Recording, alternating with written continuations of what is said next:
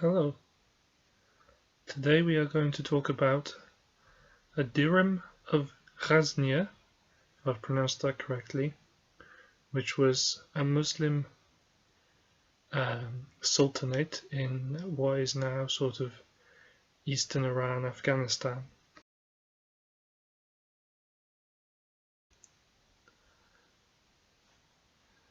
This is the coin, which I picked up from the Bloomsbury Coin Fair in London a few months ago.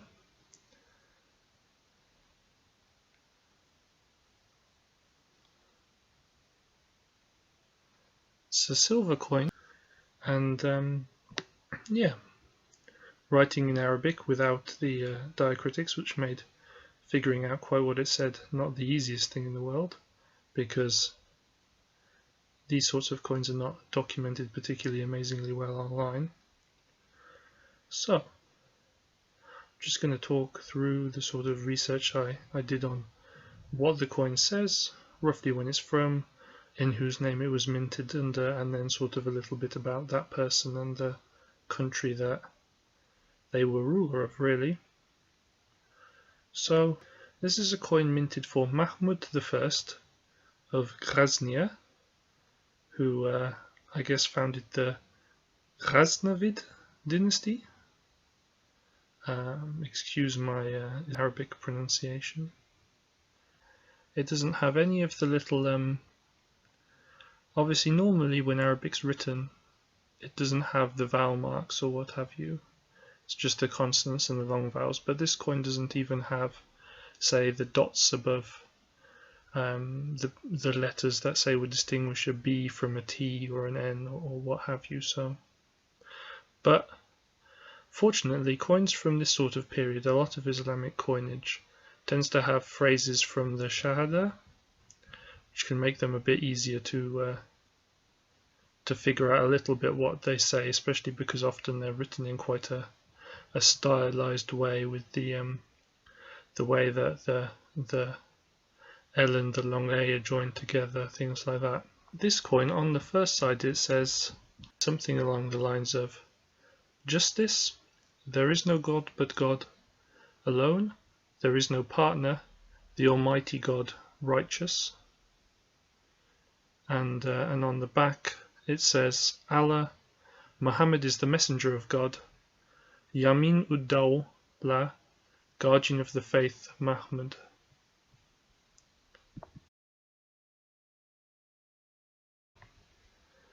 When I said the Almighty, that is Al-Qadr, which might mean the Almighty in a reference to God, but also possibly it was one of the names used by the Abbasid Caliphate at the time. So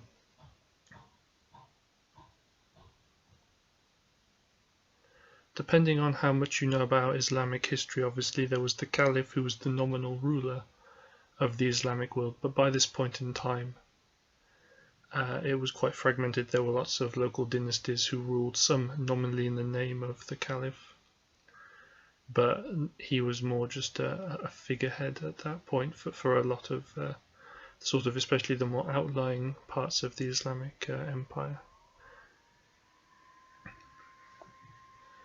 And so Yamin al-Dawla is possibly, again, I believe it's to do with Mahmud's name. So the full name of this guy who under whose authority the coin was minted is Mahmud. So he is Yamin ud-Dawla Abdul Qasim Mahmud. So Yamin ud-Dawla was an honorific. Yamin means right or right hand, which apparently is actually the etymology of Yemen as well, and also in the Christian or Jewish Bible, Benjamin, the Jamin part, it's the right hand of God.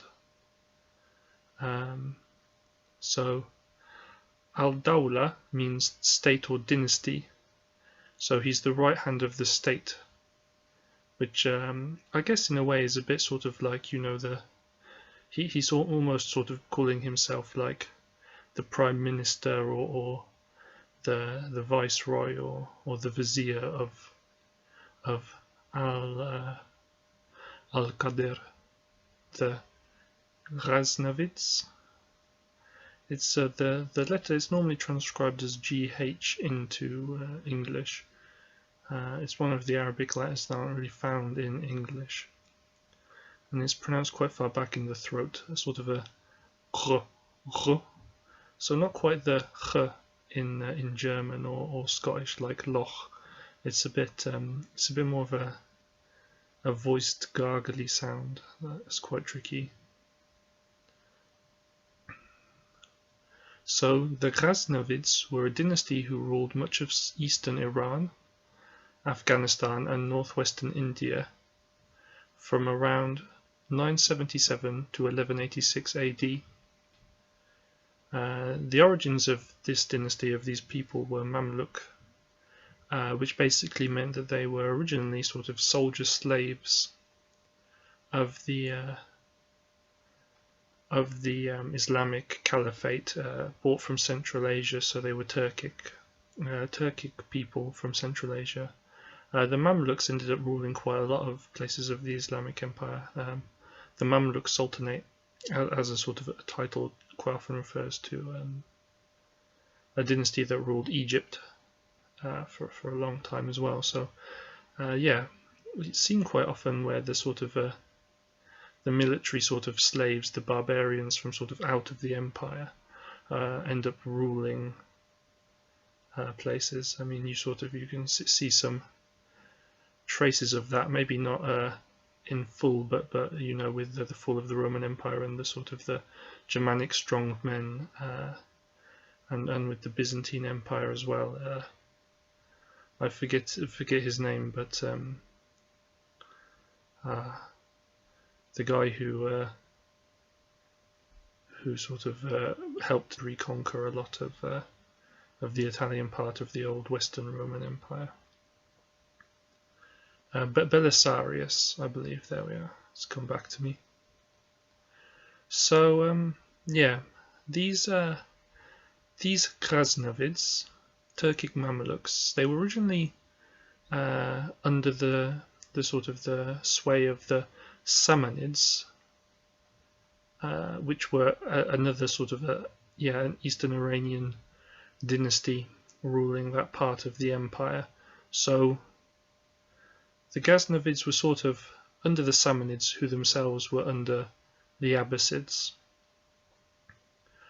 And although they were Turkic in origin, as I've said, from sort of Central Asia, they were heavily Persianized.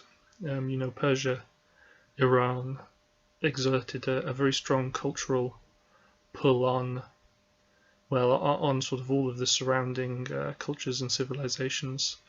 Islam was quite heavily affected by their conquest of Iran. I mean, if you look at many of the famous Iranian poets from the Middle Ages and the Islamic sort of taking on of Persian architecture and Persian artistic painting styles, things like that. So the Samanids eventually collapsed in power, and this allowed their sort of underlings, these Ghaznavids, to become an independent realm under the reign of this guy Mahmud I, who minted this coin. And through raids and conquest of surrounding areas, they became one of the most powerful Islamic realms since the sort of decline and decentralization of the Abbasid power. Eventually they began to lose their power. This is going obviously a few hundred years into the future beyond Mahmud, but just to give a summary. In the west they were sort of pushed back by the Seljuk Turks, and their capital of Ghazni, hence Ghaznavid, was conquered in 1151 by Ala al-Din Hussein, king of the Ghurids, which were an Iranian dynasty from Ghor, in what is now Afghanistan, who were themselves converts to Islam from Buddhism, following Mahmud's conquest of Ghor, when the Ghaznavids conquered that region in 1011 AD. So, in a way, the Ghaznavids were sort of defeated by people that they themselves had actually brought under the sway of Islam near the start of their sort of rise to power. Despite the loss of Ghazni, the Ghaznavids held on to and remained powerful in northwest India, but the Ghurids eventually took Lahore in 1186, when the last Ghaznavid ruler, Khosrow Malek, surrendered and was probably executed. Khosrow, which is an interesting name for the last Ghaznavid king, as Khosrow was the name of several Sassanid Persian, so prior to the Islamic conquest of Iran, Sassanid Persian rulers.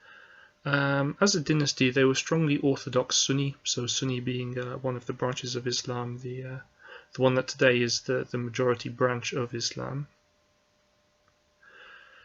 as opposed to what is now the dominant religion of Iran, which is Shia Islam, meaning followers of Ali, their sort of first imam and descendant through marriage of Muhammad. So the Ghaznavids were Sunni Muslims, and their sultans were followers of the Hanafite school, which, you know, there are sort of several different schools within Sunni Islam, sort of depending on which parts of the Sunnah are most valid, how you should interpret things, what sort of things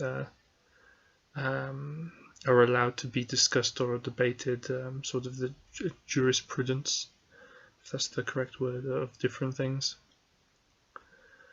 Under Mahmud, so the guy who minted the coin, good relations with the Abbasid Caliphate in Baghdad, in what is now Iraq, were cultivated, with many gifts from India being sent over. So, as I said, the Ghaznavids sort of plundered northwestern India, and northwest India, quite a rich region, well, a very rich region for a lot of history, and so his sort of conquest of there allowed him to plunder the riches of that part of the world and send that as sort of tribute to get in the good graces of the Caliph, who was obviously still the official ruler of the Islamic world.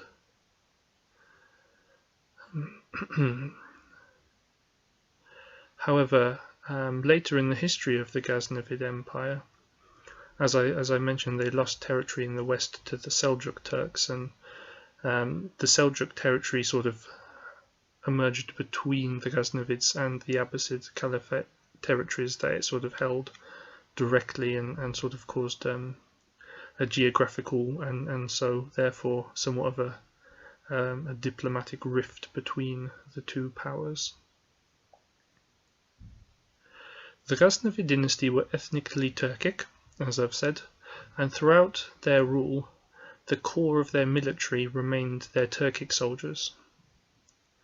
There is also some evidence of the continuation of Turkish literary culture within the early history of the dynasty. However, the sources make it clear that the use and administration of power within the realm was seated comfortably in the Perso-Islamic tradition of the Samanids. So obviously Persia has existed for an empire for a very long time, through prior to Islam, the Sassanids, as I've mentioned, the Parthians, the Achaemenids with their famous Cyrus the Great and the great administrator Darius I, and so their sort of a long cultural experience of running an empire allowed their sort of administrators and sort of civil service almost to help influence and play quite an important role in a lot of Islamic powers that sort of ruled over the Persian sphere of culture.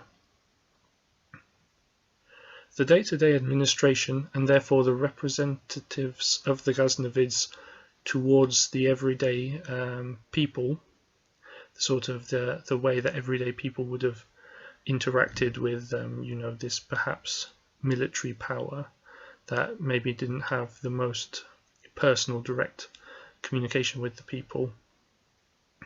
These people remained Persian, so as I said, the sort of the civil service, really, the people who come and collect your taxes, run your town, whatever, were not these Turkish soldiers, but the Persian people who had sort of been there and done that before, really. And the vizier also tended to remain a Persian, as did the treasurer, chief secretary, head of war, and other government positions. The Ghaznavids were also patrons of Persian poetry, with Ferdowsi asking for Mahmud's support towards the end of his life. Ferdowsi, along with Rumi and others, are obviously, some of them are still quite famous today, especially in Iran, but even around the world. Persian poetry is quite highly revered. It's a very sort of important cultural output for the Iranians.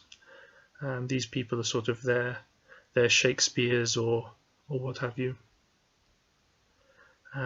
There is also strong evidence that, unlike other contemporary Turkic rulers, the Ghaznavids were highly literate. So even though they remained these sort of Turkic military commanders, that doesn't mean that they didn't engage with the Persian culture around them, which they ruled over.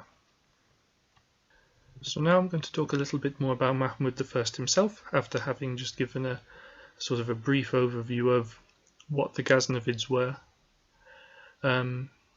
So in the middle of the 11th century AD, various Mamluk commanders began to assert their independence from the Samanids on the southern fringes of their domain, which is sort of eastern Iran, Afghanistan, that sort of area.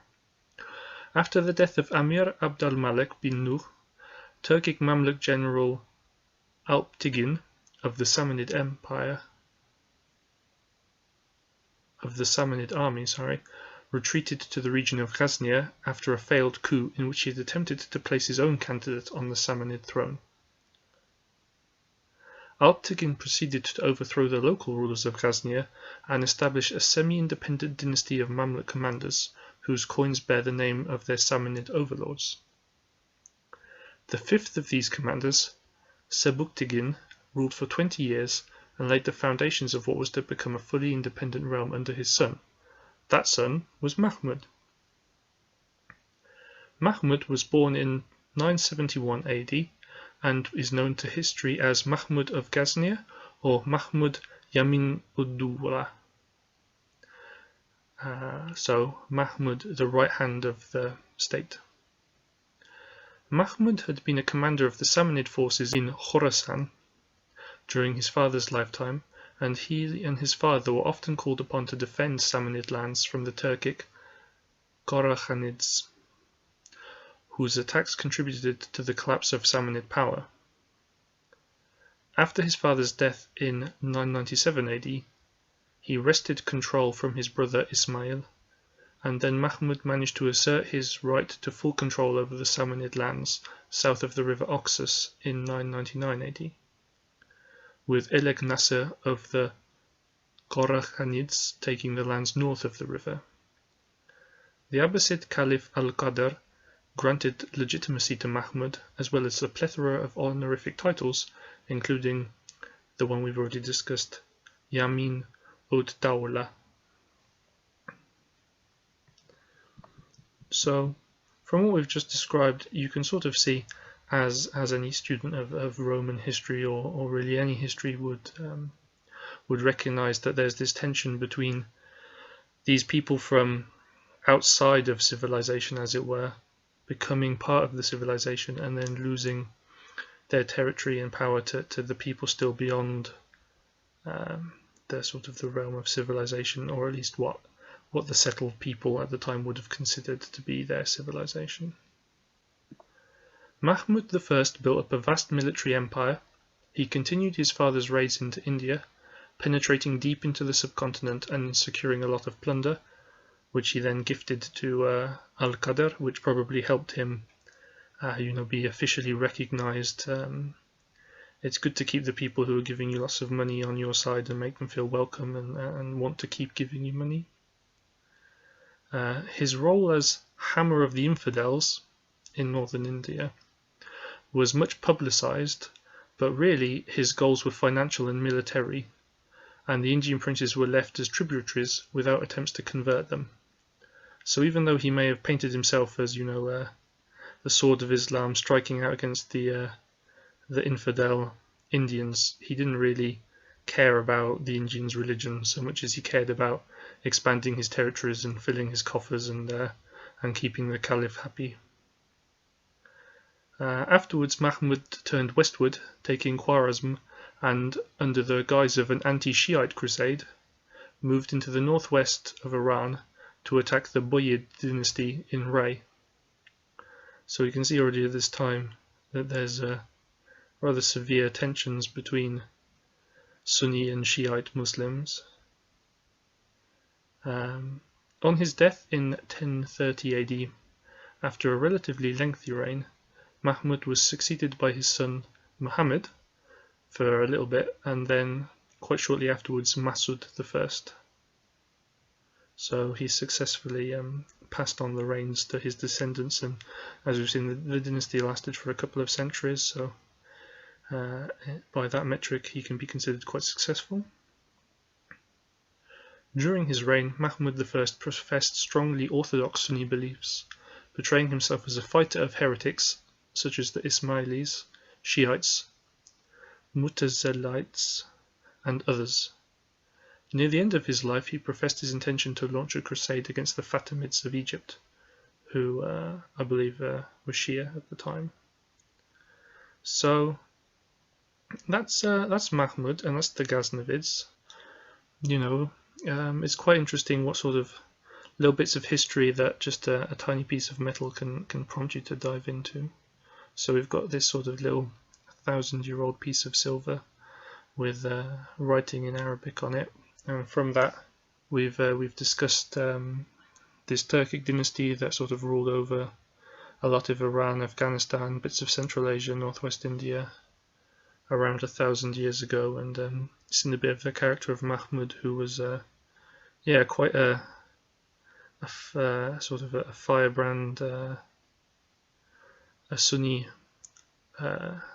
religious sultan who conquered a lot, took a lot of plunder, managed to make his realm official and secure his power bases, and then turn that power over to his sons on his death.